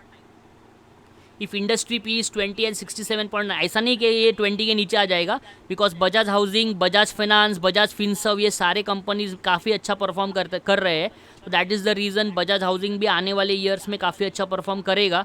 लेकिन क्या ये सही प्राइस है, तो उसके लिए हमको टेक्निकल एनालिसिस को थोड़ा देखना पड़ेगा। फंडामेंटल एनालिसिस के बेसिस पे तो स्टॉक ओवर वैल्यूड काफ़ी ज़्यादा चल रहा है, ठीक है। तो this is the part related with your Bajaj housing. एक मेरा भी फेवरेट कंपनी किसी ने दिया था यहाँ पे, Bharat electronics, BEL।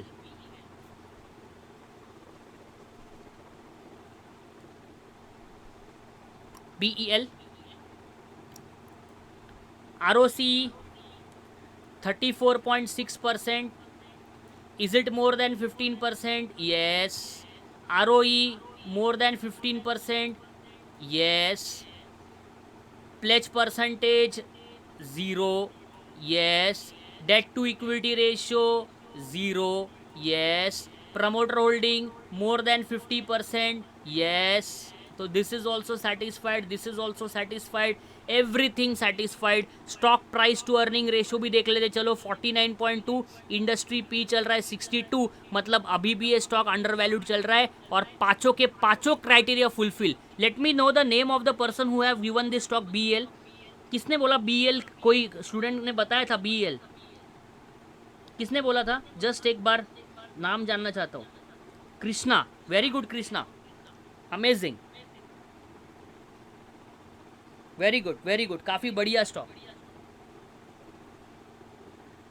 Yes yes yes, this is one of my favourite stock also, because देखो इंस्टीट्यूशंस बाय कर रहे हैं, काफ़ी सारे लोग बाय कर रहे हैं, वो तो चल रहा है, कोई प्रॉब्लम नहीं, लेकिन आप अपना एनालिसिस खुद कर सकते हैं, आप खुद इंस्टीट्यूशंस के साथ बाय कर सकते हैं। अभी इंस्टीट्यूशन जो बाय कर रहे हैं, वो लोगों के पास कोई ना कोई तो ऐसे पॉइंट्स होंगे जिसको वो एनालिसिस करते हैं, यही है वो points. These are the points which institutions are analyzing. Institution देखता है पहले, क्योंकि इंस्टीट्यूशन हमारे जैसे 5, 10, 15, 20 क्वांटिटी थोड़ी बाय कर रहा है। Institutions are buying in bulk quantities, and if they are buying in bulk quantities, they will think of buying, and they will think that what price they should enter.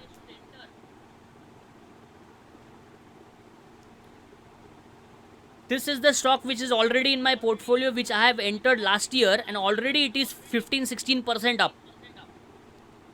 And whenever I want to buy any, that means if I earn some kind of profit while trading any of the stock, then whatever profit comes, I try to put it in BEL. Amazing stock, amazing. And coming 2 to 3 years down the line, defense sector if performs better, जो आपको पता है कि defence काफ़ी अच्छा perform कर सकता है आने वाले टाइम में, तो बहुत अच्छा ये स्टॉक आने वाले टाइम में परफॉर्म कर सकता है। डिस्क्लेमर है, ये कोई भी बाय सेल रिकमेंडेशन नहीं है। जो भी हम एनालिसिस यहाँ पे कर रहे हैं ये प्योरली एजुकेशनल पर्पस के लिए है। आप इसमें कोई भी एंट्री मत बना लेना, आप अपने फाइनेंशियल एडवाइज़र से पूछ के ही कोई स्टॉक बाय करो, बिकॉज काफ़ी ज़्यादा इंपॉर्टेंट पॉइंट है। तो लेकिन ये सारे पैरामीटर्स के बेसिस पे अगर हम देखें तो this is fitting in are criteria. देखो क्राइटेरिया भी हमने 5 बनाए, सारे के सारे पॉइंट में फिट है ये। और कोई स्टॉक आपके तरफ से? एनीवन? कौन सा बोला? Varun Beverages and Hindustan Aeronautics. चलो ठीक है, वरुण ब्यूवरेजेस को भी एनालाइज करेंगे, 2 स्टॉक एक साथ एनालाइज करेंगे। पहला है वरुण ब्यूवरेजेस, अच्छा है, काफ़ी एफएमसीजी में डील करता है, देखते हैं। चलो ROC 28.8 tick mark, ROE 35.2 tick mark, pledge percentage is less than 0 के आसपास है, tick mark, debt to equity ratio less than 1 tick mark, promoter holding 62.7 tick mark, and let us see the stock P 81, industry P 40.3। अभी यही problem है, देखो सारे 5 criteria में हो रहा है, फिट हो रहा है, लेकिन स्टॉक का प्राइस टू अर्निंग रेशियो थोड़ा ऊपर है। तो ऐसा नहीं कि ये 81 ये 40 के नीचे आएगा तब हम बाय करेंगे, ऐसा नहीं होगा, ऐसा बिल्कुल भी नहीं होगा, क्योंकि ये ऊपर ऊपर ही जाते रहेगा, प्राइस टू अर्निंग रेशियो वहीं पे भी होगा। दैट इज़ वाई मैंने कंडीशन आपको बताया कि हम लोग प्राइस टू अर्निंग रेशियो ज़्यादा करके नहीं देखते हैं। That is the important point. So बाकी सारे पैरामीटर्स में फिट है, all this parameters is fit. तो ये भी एक स्टॉक आपकी तरफ से आया, काफ़ी बढ़िया एनालिसिस, काफ़ी बढ़िया पॉइंट जिसने भी दिया है, वेरी गुड। और दूसरा एक दिया है HAL, हिंदुस्तान एरोनॉटिक्स। तो हिंदुस्तान एरोनॉटिक्स भी देखते हैं।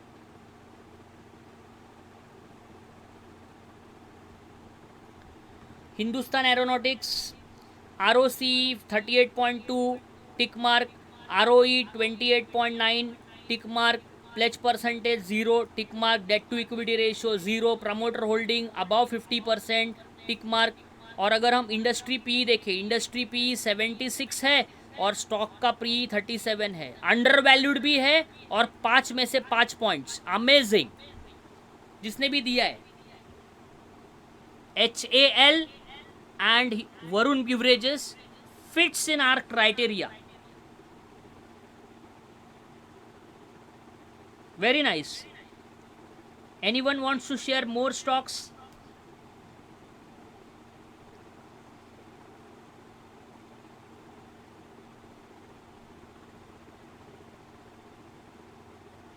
चलो सबका फेवरेट एनालिसिस करते हैं, टाटा इलेक्साई करते हैं। चलो टाटा इलेक्साई भी करेंगे। चलो पहले टाटा इलेक्साई करते हैं, फिर MRF करेंगे। MRF, Tata Elxsi, this is also good company. ROC 42.7 tick mark, ROE 34.2 above 15% tick mark, pledge is also 0, debt to equity ratio favourable, promoter holding थोड़ा कम है, 43.9 है, प्रमोटर ने अपना स्टेक थोड़ा बेचा है, लेकिन ओवरऑल बाकी सारी चीज़ों में फेवरेबल है। लेकिन स्टॉक का प्राइस टू अर्निंग रेशियो देखो आप 56 है, इंडस्ट्री पी देखो तो 39 है, तो थोड़ा सा ओवर वैल्यूड है कंपैरेटिवली, लेकिन बाकी सारे पैरामीटर्स में हमारे फिट बैठता है, कोई प्रॉब्लम नहीं है। सिर्फ एक प्रमोटर होल्डिंग का पॉइंट है, लेकिन अभी भी हमने ये नहीं सीखा है कि कौन से प्राइस में एंटर करना है। अभी हम सिर्फ ये सीख रहे हैं कि फंडामेंटल एनालिसिस करते कैसे है, बहुत सिंपल तरीका है। आपको बहुत सारे लोग कहेंगे अरे ऐसा थोड़ी होता है फंडामेंटल एनालिसिस, बैलेंस शीट पढ़ने का, P&L देखने का, प्रॉफिट एंड लॉस देखना है, सेल्स देखना है, कैश फ्लो देखना है, ये देखना है, वो देखना है। आप जितना चीज़ें देखोगे उतना कंफ्यूज होंगे। बहुत ही सिंपल पैरामीटर्स है, 5 पैरामीटर्स देखो, ये 5 पैरामीटर्स में बैठेगा तो ऑब्वियसली आप जितनी भी कंपनी देख लेना निकल के, after the lecture also try to do your own analysis, आपको पता चलेगा जो कंपनी ईयर बाय ईयर अच्छा परफॉर्म कर रहे हैं उनके ये सारे पैरामीटर्स काफ़ी अच्छे ही होंगे। हाँ, so let us discuss about MRF।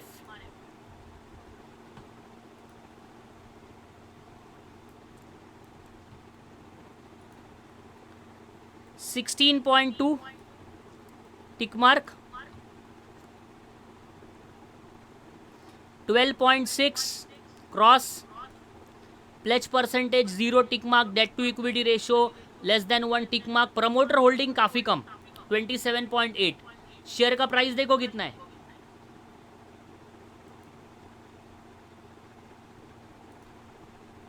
Share का प्राइस है 1,30,397। MRF ऐसा क्या बनाता है कि 1,30,000 इसका शेयर का प्राइस है। MRF is manufacturing Madras Rubber Factory, right. Full form क्या है, Madras Rubber Factory. MRF group की कंपनी है। Passenger car, 3 wheeler car, OTR trucks में ये लोग टायर बनाने का बिजनेस है इनका। So they are manufacturing, what we are not knowing कि द शेयर का price is 1,30,397, 1,30,000।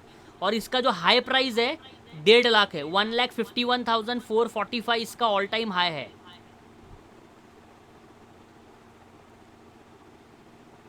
Is it sounds amazing?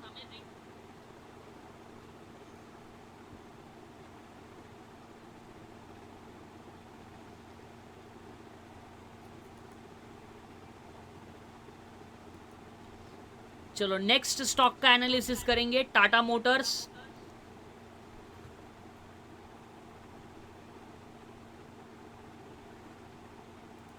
बहुत लोग टाटा मोटर्स में इंटरेस्टेड होते हैं। Let us see, ROC 20.1 tick mark, ROE 49.4 tick mark, pledge percentage 0, debt to equity ratio थोड़ा ज़्यादा है, 1.26 है, थोड़ा ज़्यादा है, तो मैं अपने क्राइटेरिया वाइज इसको क्रॉस कर रहा हूँ। प्रमोटर होल्डिंग 41.9, तो ये भी 50% से कम है, ये भी क्रॉस कर रहा हूँ। लेकिन 5 में से 3 क्राइटेरिया फुलफिल, 5 में से 3 क्राइटेरिया फुलफिल, तो आप सोच सकते हैं। अभी इस शेयर का प्राइस है 1907। जैसे मैंने आपको कहा कि कोविड में द शेयर का price came back to 70 rupees, 70 rupees था कोविड में, बाद में धीरे धीरे बढ़ते गया, हाई जाके आया 1179। तो these are the important aspects which we can use basically for doing the analysis. इस तरीके से हमको एनालिसिस करना है। अभी एक क्वेश्चन अराइज होगा, सर स्टॉक ढूंढने कैसे, वो मैं सिखाऊंगा आपको, वो हम टेक्निकल एनालिसिस में कवर करेंगे। स्टॉक सिलेक्शन का प्रोसेस कैसा होगा sir. Before I stop this, anyone wants to ask any question.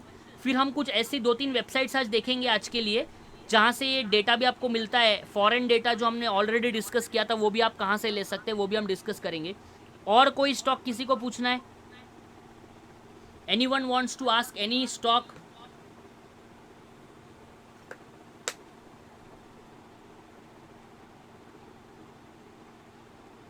Grasim Bharti,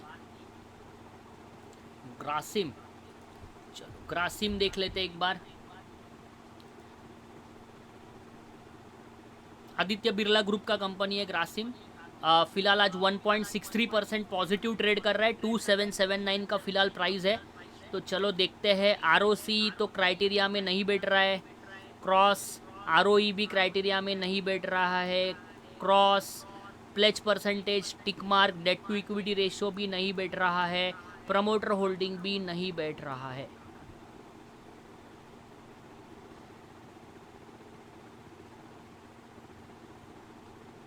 क्या आप इन्वेस्ट करेंगे Grasim? No, as per fundamental analysis no, लेकिन टेक्निकल एनालिसिस में ये कंपनी आज 2000 की अगर अगले साल जाके 5000 हो जाएगी तो हम तो फंडामेंटल एनालिसिस में पीछे पड़ जाएंगे। सर हमने फंडामेंटल एनालिसिस किया तब इस शेयर का प्राइस था 2700, लेकिन आज ये शेयर का प्राइस 5000 हो गया है, लेकिन हमारे क्राइटेरिया में नहीं बैठ रहा है, लेकिन फिर भी ये शेयर का प्राइस बढ़ रहा है। सर मेरे से तो ये रैली मिस हो गया, अब मैं क्या करूं? तो ऐसा हो सकता है। तो दैट इज़ द रीज़न, हमसे ये रैली मिस ना हो तो हम कुछ टेक्निकल एनालिसिस के पॉइंट्स को भी ढूंढेंगे जिसमें हम सब ये फंडामेंटल चीज़ें देखेंगे ही नहीं। We will always follow price, because price discounts everything. सबसे पहले प्राइस में परफॉर्मेंस आएगा, फिर फंडामेंटल अपना रोल प्ले करेगा। देखो सिंपल है, किसी भी कंपनी का रिजल्ट अच्छा आने वाला है 2 महीने बाद ये सबसे पहले उस कंपनी में जो भी लोग काम कर रहे हैं उनको तो पहले ही पता चल जाएगा। अगर कंपनी में जो लोग काम कर रहे हैं उनको अगर पता चल जाएगा, जो एक्चुअली ऐसा अलाउड नहीं है डेटा लीक करना बाहर जाके, इनसाइडर ट्रेडिंग होता है वो, लेकिन अगर पता चल जाएगा तो वो प्राइस में रिफ्लेक्ट होगा। मतलब बहुत सारे लोग उसमें बाइंग करना स्टार्ट कर देंगे तो प्राइस में रिफ्लेक्ट होगा, और अगर प्राइस में रिफ्लेक्ट होगा तो 2 महीने के बाद जब रिजल्ट आएगा, that result basically you will see that the result is good. तो इसीलिए ये प्रॉब्लम होता है कि when the result is favourable the share prices rallies before 1 to 2 weeks only, और जब न्यूज़ चैनल पे आ जाता है कि शेयर का प्राइजेस जो है वो रिजल्ट फेवरेबल आने की वजह से बढ़ सकता है, और उसके बाद उल्टा हो जाता है, शेयर का प्राइस नीचे आ जाता है। The reason is very simple, जिन लोगों को प्रॉफिट कमाना था वो ऑलरेडी 1-2 महीने पहले से ही एंट्री कर चुके हैं, एंड जब शेयर का रिजल्ट आया तब वो लोगों ने अपना शेयर का प्रॉफिट था वो शेयर बेच दिया और प्रॉफिट अर्न कर लिया। और नॉर्मल इंडिविजुअल के पास जब न्यूज़ आई तब तक शेयर के प्राइस में सारा कुछ खेल ख़त्म हो चुका था।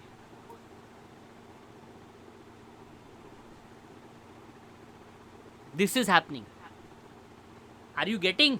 जब हम टेक्निकल एनालिसिस पढ़ेंगे बहुत इंटरेस्टिंग चीज़ें बताऊंगा मैं आपको। समझ में आ रहा है कि नहीं? नींद तो नहीं आ रही है ना किसी को?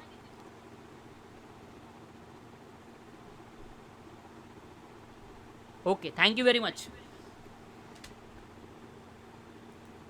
एक हिंदुस्तान कॉपर किसी ने कहा था, चलो वो भी कर लेते हैं।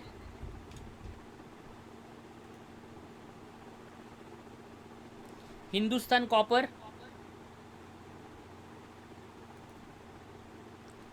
ROE 18 tick mark, ROC 18, ROE is 13.5, cross pledge percentage 0 tick mark, debt to equity ratio tick mark, promoter holding more than 50% tick mark। तो 1 2 3 satisfied, we can consider this।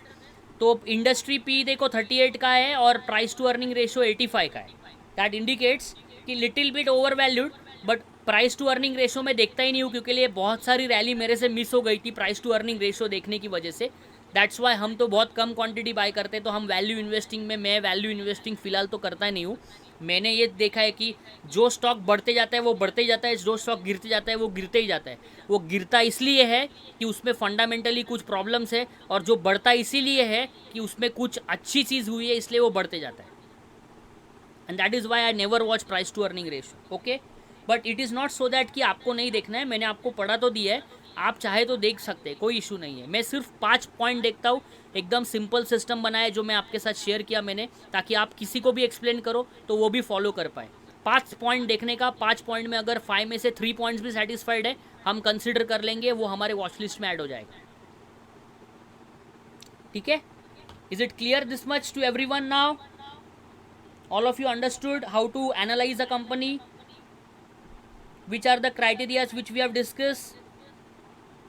Offline session में आऊँगा मैं एक दिन, so when I will come for the offline session I am going to ask you that which are the criterias which we have studied, so you should be able to know कि whether this criterias which we have studied in the online session, we know this and we will be applying this way and accordingly will be dealing with। ठीक है, offline में हम थोड़ा technical related बातें करेंगे, because आमने सामने जब एक दूसरे के सामने रहेंगे तो थोड़ा सा ज़्यादा बेटर वे से समझ में आएगा और सारी चीज़ें, लेकिन इसमें भी आई होप कि आपको सारी चीज़ें क्लियर हो रही है। Right now if we see all this factors, these are the various types of companies analysis we can do। इसमें और भी सारी चीज़ें हैं इस screener.in में जो मैंने आपको फर्स्ट सेशन में भी दिखाया था। This is the line chart, from this line chart we can know the exact performance of 1 year of the company. 10 year में ये कंपनी ने कैसा परफॉर्म किया वो भी हम यहाँ पे देख सकते हैं, ये लाइन चार्ट है। जब हम टेक्निकल एनालिसिस पढ़ेंगे तब मैं आपको बताऊंगा कि एग्जैक्टली चार्ट का एनालिसिस कैसे करना होता है और कैसे चार्ट को देख के भी हम ट्रेड कर सकते हैं, फंडामेंटल को देखने की ज़रूरत भी नहीं है, तो वो भी मैं आपको बताऊंगा। That also will be learning. Then we have already discuss this की what are the positive points of the company, what are the negative points of the company. And ये जो हिंदुस्तान कॉपर है, इसी के पीयर जो मेंबर्स है या peer companies है वो कौन है, वो कौन है, तो वो सारे जो लोग हैं ये सारे यहाँ पे दिए हैं। हिंदुस्तान जिंक, हिंदुस्तान कॉपर, ग्रेविटा, ये सारे सारे आपको यहाँ पे डिटेल्स दिए हैं। Okay, these are the names of the company and the names of the companies are being given to you। तो आप इसके साथ साथ इसके पीयर ग्रुप्स को भी एनालिसिस कर सकते हैं। तो यही बेसिक पॉइंट्स है जो आपको ध्यान रखना है while doing any kind of analysis। okay, I hope this much is clear to everyone। is it clear to everyone? Okay, अभी मैं आपको दो वेबसाइट्स बताता हूँ आज के लिए कि दो वेबसाइट्स कौन से हैं जिस पे आपको ये सारा डेटा मिल सकता है। जस्ट 1 सेकेंड, मैंने स्क्रीन शेयरिंग बंद किया है, just give me 1 second. I am trying to open the website so that I can directly show you where you can see this data and the apps are also available. तो you can directly have that apps also in your mobile phone। you might be knowing about it, but those who are not knowing, they should also be able to know that। that is my major purpose। ठीक है, screen share कर रहा हूँ फिर से एक बार। This is the website, the name of the website is investing.com। so the name of the website is investing.com। so what we have to do, look at this website, there are major points, there are n number of points in this, but we'll be looking at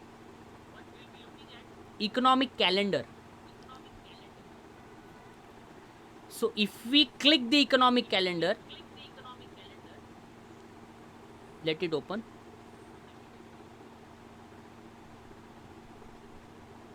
see this, so this is the economic calendar, these are the major events and this is the dates and the time is also given to you।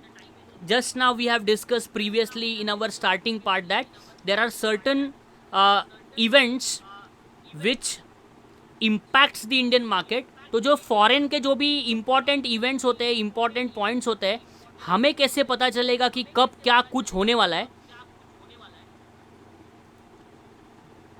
तो ये यहाँ पे पता चलेगा, right. If we see our Indian market detail is also given over here। Nifty 50 is 29 points negative, BSE Sensex is 154 points negative, Nifty Bank is trading at 68 points negative। ये सब हम charts पे देखेंगे जब हम एग्जैक्टली पढ़ेंगे ये सारी चीज़ें। तो how to deal with that, so this is the today's event. If you want to see that what are the major events tomorrow, और ये जो स्टार मार्क दिख रहा है आपको यहाँ पे, जितने भी स्टार ज़्यादा होंगे that impact will be more on the market। ये स्टार इंपॉर्टेंट है। this single star that indicates that impact will not be more on the market, but if we see more than 2 stars, 3 stars over here, then that will be having lot of impact on the market, right। so अगर आपको देखना है कि कल क्या है, तो if we click on tomorrow, तो आपको कल के इवेंट्स दिख जाएंगे। यहाँ पे सारे इवेंट्स आपको दिख जाएंगे एंड जो भी कुछ डेटाज है, from this data we can have an idea that this kind of data can create a direct impact। जो हम लोग ने ग्लोबल इवेंट्स के बारे में डिस्कस किया था स्टार्टिंग में, this global events can have an impact on the Indian markets also. So this are the major points. अगर आपको देखना है कि नेक्स्ट वीक क्या हो सकता है, तो नेक्स्ट वीक पे आपको देखना है तो आपको नेक्स्ट वीक पे क्लिक करना है। दिस वीक क्या हो सकता है, तो दिस वीक में यहाँ पे दिख रहा है आपको हॉलीडे है, कहाँ पे मंडे को हॉलीडे है कनाडा में, थैंक्स गिविंग डे है एंड ऑल दिस